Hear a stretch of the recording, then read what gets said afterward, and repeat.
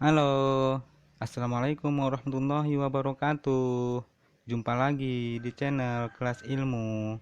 Pada video kali ini, kita akan membahas mengenai prediksi soal-soal CPNS bidang pengawas mutu hasil pertanian bagian ke-14.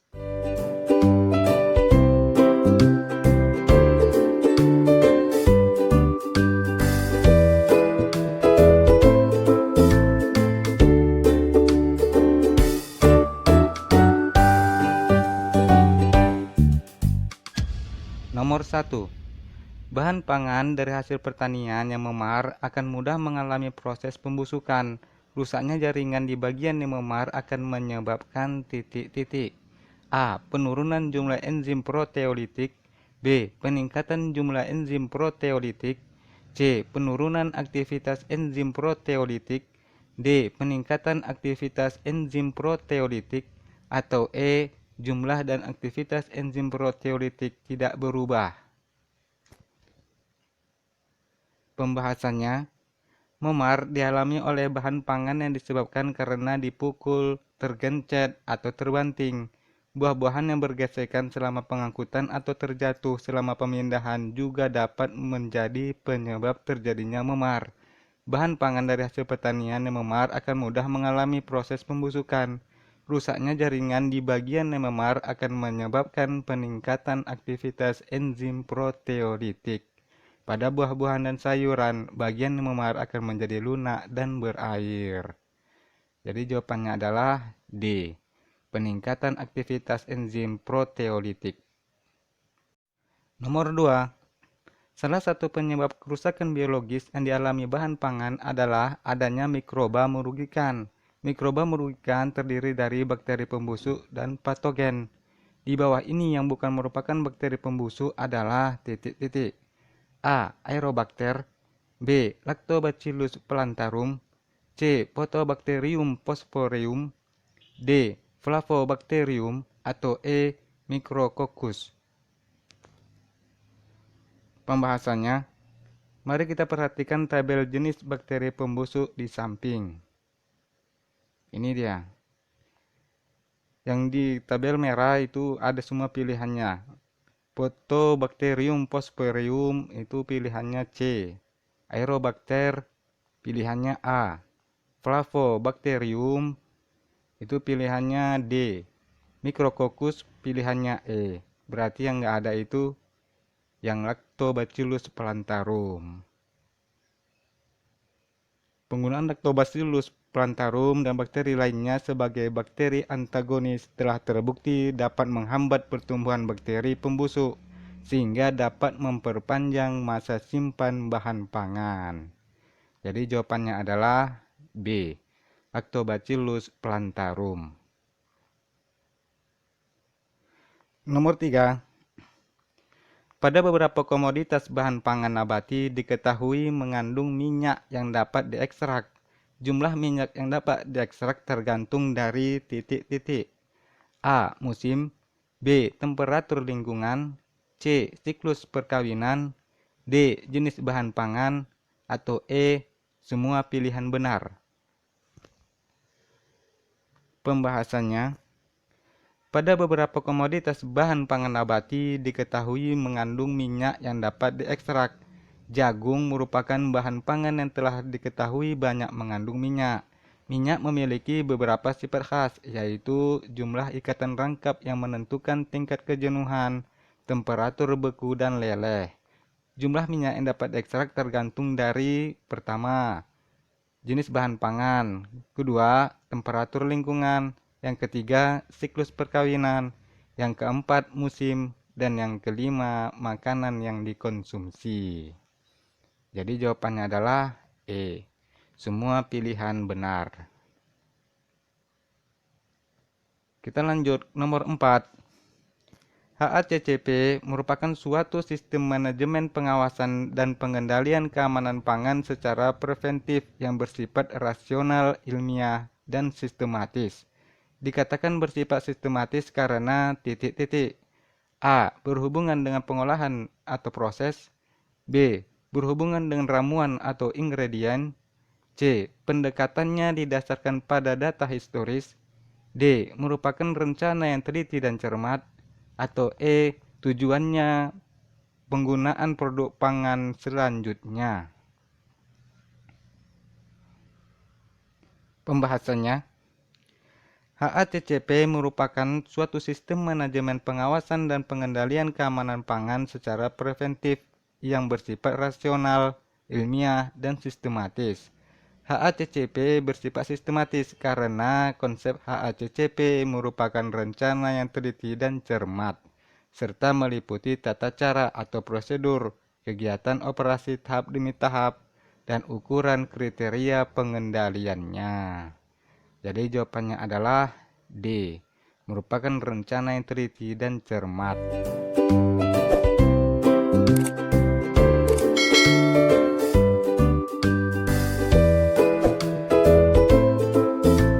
Nomor 5. Jika kadar antosianin tinggi, maka buah-buahan akan terbentuk warna titik-titik. A. Ungu kehitam-hitaman. B. Putih kekuningan. C. Ungu. D. Biru. Atau E. Merah. Pembahasannya, antosianin memiliki warna biru, merah, dan ungu. Faktor penentu warna tersebut adalah pH, konsentrasi pigmen, dan pigmen yang lain. Jika kadar antosianin rendah, maka akan terbentuk buah berwarna ungu.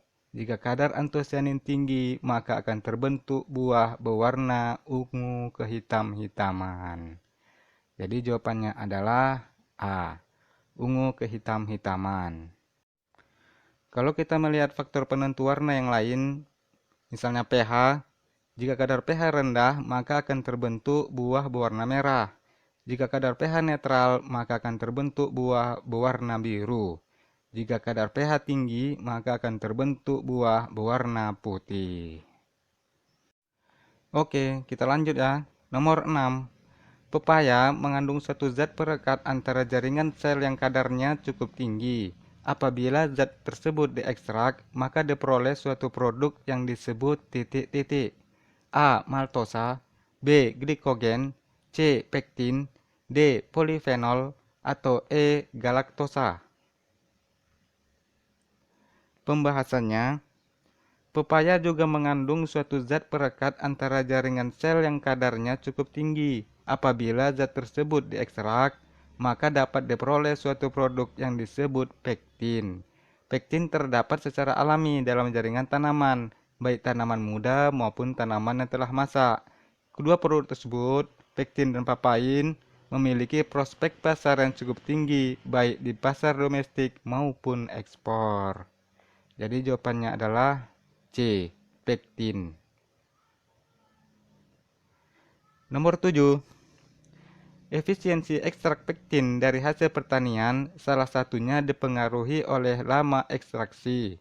Waktu yang diperlukan untuk melakukan ekstraksi pektin adalah kurang dari titik-titik. A. 1,5 jam. B. 1/4 jam. C. Setengah jam. D. 1 jam. Atau E. 2 jam.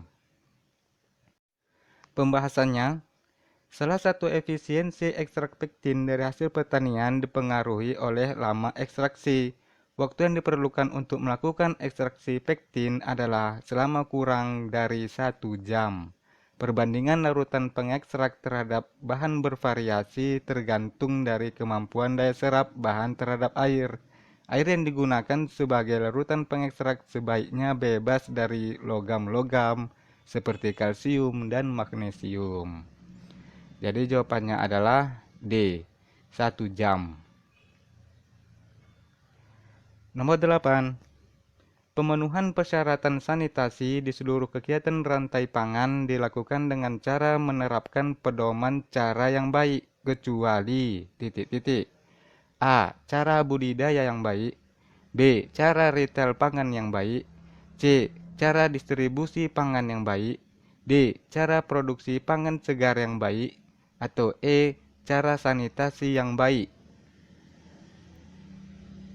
Pembahasannya, sebagaimana yang tercantum dalam PP Republik Indonesia Nomor 28 Tahun 2004 tentang keamanan, mutu, dan gizi pangan, Pasal 3 menerangkan bahwa Pemenuhan persyaratan sanitasi di seluruh kegiatan rantai pangan dilakukan dengan cara menerapkan pedoman yang baik, yang meliputi pertama, cara budidaya yang baik, yang kedua, cara produksi pangan segar yang baik, yang ketiga, cara produksi pangan olahan yang baik, yang keempat, cara distribusi pangan yang baik, yang kelima, cara retail pangan yang baik, dan yang keenam, cara produksi pangan siap saji yang baik. Jadi jawabannya adalah E. Cara sanitasi yang baik. Nomor 9.